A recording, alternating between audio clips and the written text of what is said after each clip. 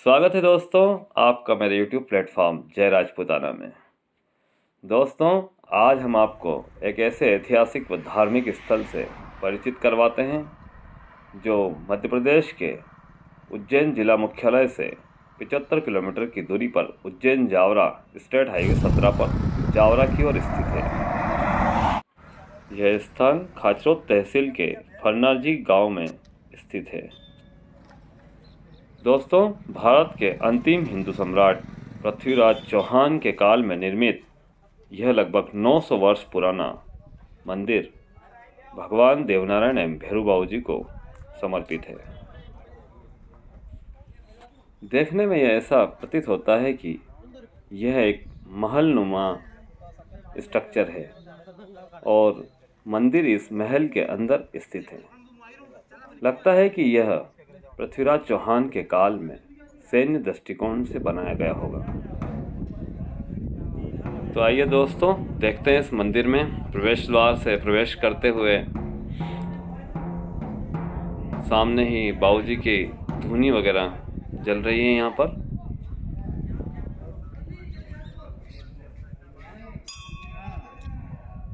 प्रवेश द्वार की ओर द्वार पर ही नगाड़े वाले नगाड़ची बैठे हुए हैं। 3 मंजिला यह इमारत देखने में काफ़ी सुंदर लगती है। काफ़ी प्राचीन मंदिर है यह। चित्रकारी भी यहाँ की देखते ही बनती है। मंदिर के प्रवेश द्वार पर ही नगाड़ची बैठे हुए हैं।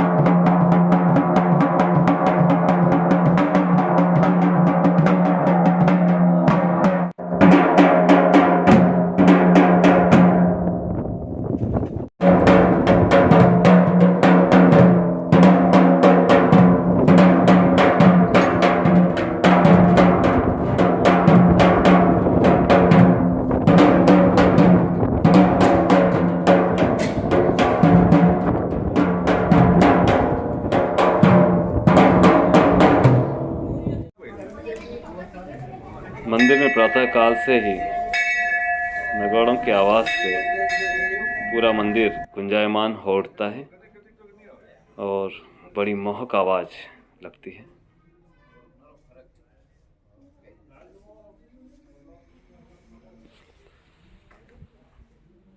मित्रों, एक बात तो यहाँ पर चारों ओर इस फन्ना जी के मंदिर या महलनुमा स्ट्रक्चर में अपन देखने को मिलती है कि भारत में जितने भी विदेशी आक्रमणकारियों द्वारा मंदिरों को तहस नहस करने की घटनाएं हुई, परंतु इस मंदिर की एक भी ईंट मध्ययुगीन हमलों में कहीं भी शत विशत नहीं हुई है।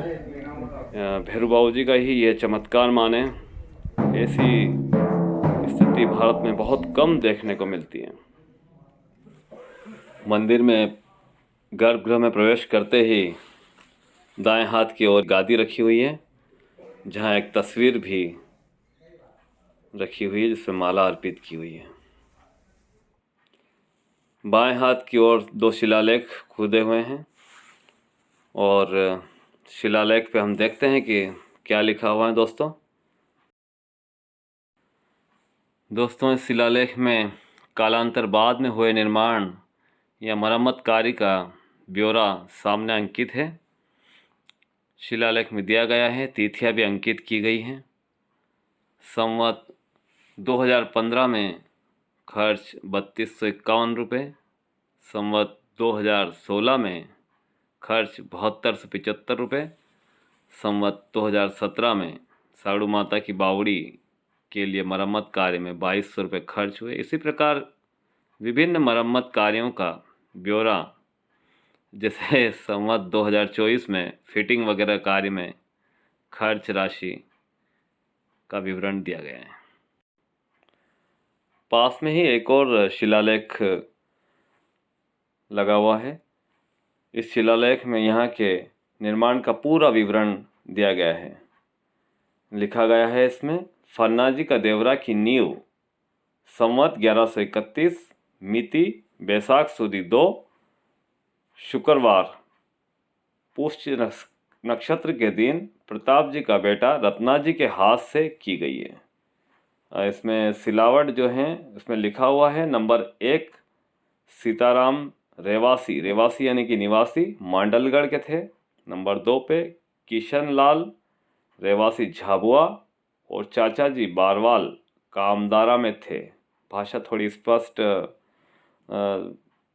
कम है लेकिन फिर भी ठीक ठीक ही है। और रावत राम जी डोड़ो द्वारा देव धर्मराज का मंदिर बनवाया था और साड़ू माता की छतरी और बावड़ी बनवाई गई थी। इसमें लिखा हुआ है जुमले 1135 रुपये खर्च हुए। तो आप देखिए कि उस काल में विवरण और 1135 रुपये का खर्च बताया गया। आगे लिखा हुआ है 1100 मोहरा लगी थी, 1135 रुपये, और साथ ही लिखा हुआ है 1100 मोहरें लगी हुई थी। रत्नाजी चाचा ने उद्यापन कार्य किया था और फिर लिखा हुआ है साथ ही 3000 रुपये लगे थे। संवत 1135 में इसका निर्माण कार्य पूरे मंदिर का पूर्ण हुआ। दोस्तों, इसमें एक खास चीज़ ये लिखी हुई है कि इसके निर्माण किस काल में हुआ, उसकी स्पष्ट जानकारी मिलती है। देखिए आप, इसमें लिखा है दिल्लीपति नरेश पृथ्वीराज चौहान के राजपमार उद्वेदित के राज में मंडलोई चैत्य जी व चौधरी मोतीराम जी तथा ठाकुर प्रताप राय जी कानूनगार हिम्मत सिंह के बार में श्री देव धर्मराज का मंदिर बंधाया था। पुजारी चौहान प्रताप जी का बेटा रत्ना जी गुजर थे। और इसमें और विवरण दिया गया है। यहाँ के जो पुजारी थे रत्ना जी, उन्हें देवनारायण जी की गादी के नीचे प्रतिदिन 1 मोहर उगते सूरज मिलती थी। यह भी यहाँ पे अंकित किया गया है।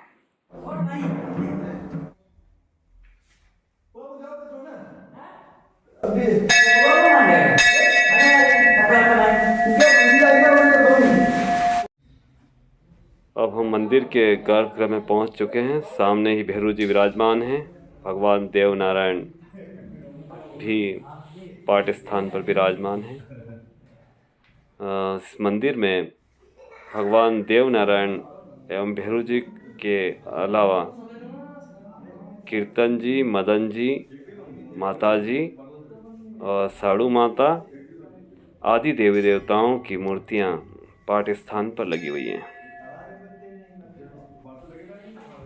देखिए, इसकी छत 11वीं सदी के निर्माण कार्य को दिखा रही है। भारत में भी जहाँ भी हम 10वीं, 11वीं और 12वीं शताब्दी के निर्मित मंदिरों को देखते हैं तो उनकी छत भी हमें ऐसी ही देखने को मिलती है। श्रद्धालु भगवान भैरू जी को मदिरा अर्पित कर रहे हैं। इस मंदिर की खास बात यह है कि यहाँ भगवान भैरू जी को मदिरा पान का भोग लगता है और नारियल का भोग लगता है, नारियल प्रसादी आदि का भोग लगता है। भगवान देवनारायण को पूरा नारियल का भोग लगता है। भैरू जी की यह मूर्ति काफ़ी चमत्कारी मानी गई है। कहते हैं दोस्तों, इसके बारे में एक कहानी यहाँ जनमानस में प्रचलित है। भैरू जी के चमत्कार में के बारे में कहते हैं कि बहुत समय पूर्व की बात है, रियासत काल में, जब एक स्थानीय जमींदार ने भैरू जी के मदिरापान को लेकर हंसी स्वरूप कहा था कि ये तो झूठी बात है और कोई पत्थर की मूर्ति शराब थोड़ी पीती है। तो उन्होंने स्वयं शराब पिलाने की शर्त रखी थी। उस जागीरदार ने भैरू जी के मुंह में शराब का प्याला अर्पण कर परीक्षा लेनी चाहिए।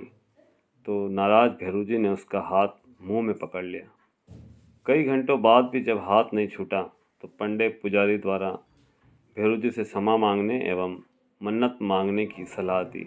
इस पर जागीरदार ने 12 भट्टी की शराब व 12 बकरे की बलि की मन्नत मानी।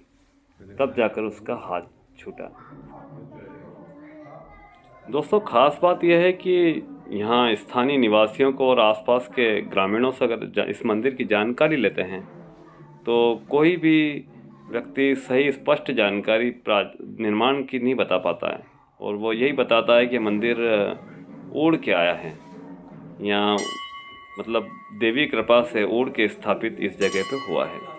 हालांकि ऐसा देखने पे कहीं प्रतीत नहीं होता है, क्योंकि शिलालेख में साफ साफ उल्लेख किया गया है कि यह दिल्लीपति नरेश पृथ्वीराज चौहान के समय में निर्माण किया गया था।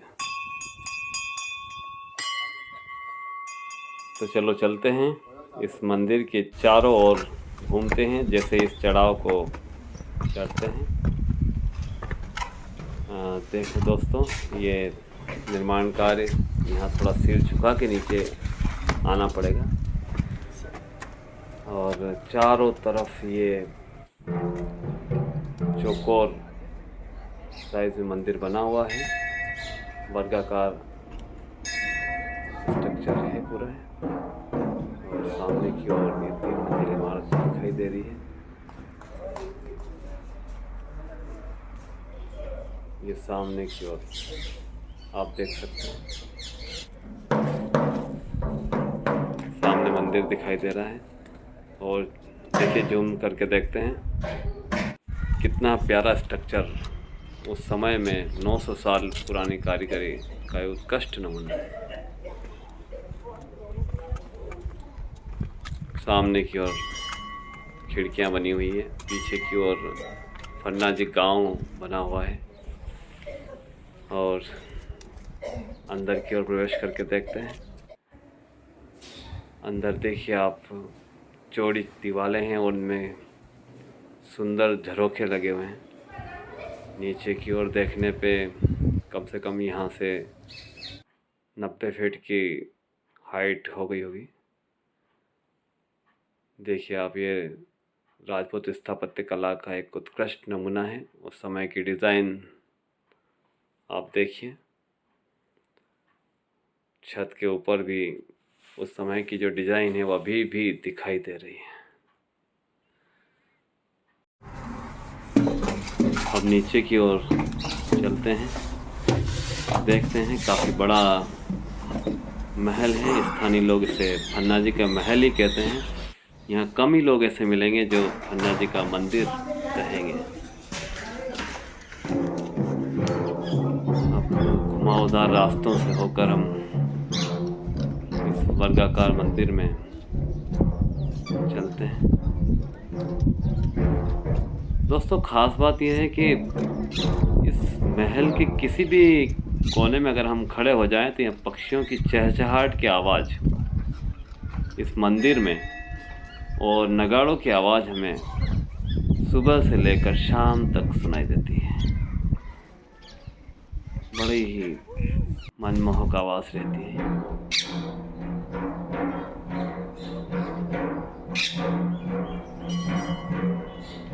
तोते इस मंदिर का मुख्य आकर्षण है। बहुत संख्या में तोते यहाँ पर पाए जाते हैं और इन वृक्षों पर दिन रात चहचहाहट करते हैं।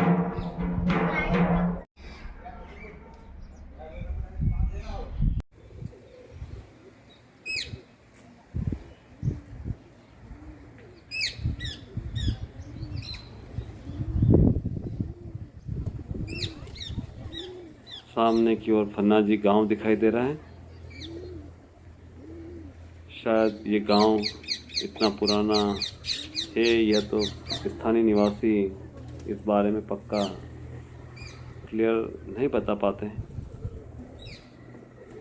उस काल में तो केवल ये मंदिर ही रहा होगा।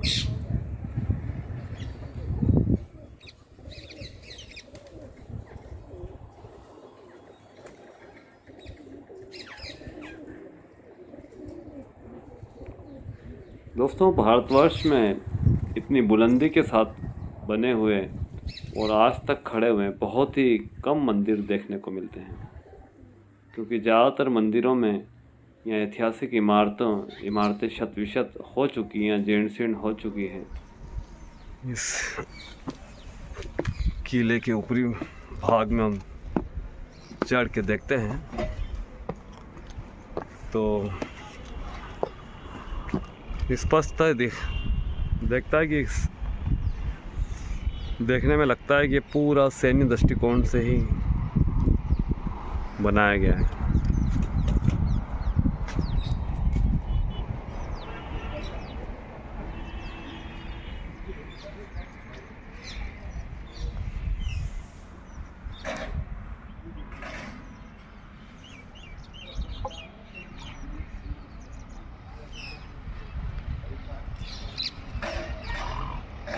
सामने रोड दिखाई दे रहा है।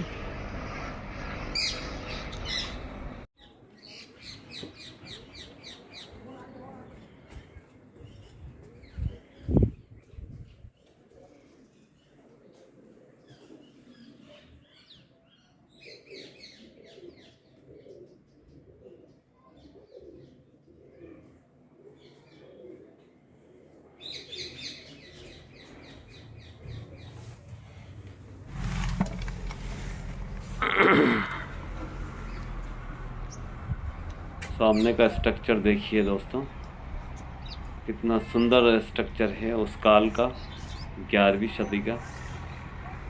और सामने और चलते हैं दोस्तों, सामने वाली इमारत में ऊपर की ओर चलते हैं। ये 3 मंजिल हैं, नीचे से 4 मंजिला है।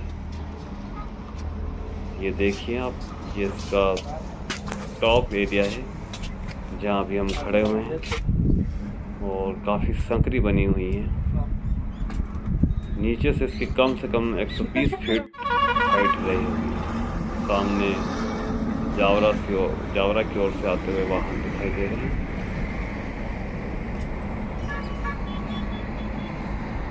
जावरा खाचरत मार्ग ये उज्जैन की ओर जाता है रास्ता।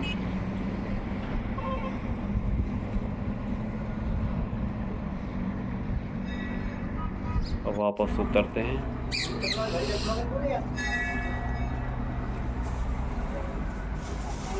बहुत ही मुश्किल होता है दोस्तों संकरे इस मार्ग से निकलने में।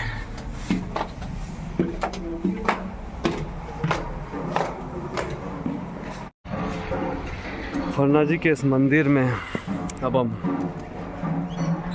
चारों ओर घूम के बाहर की ओर रास्ते की ओर आ रहे हैं।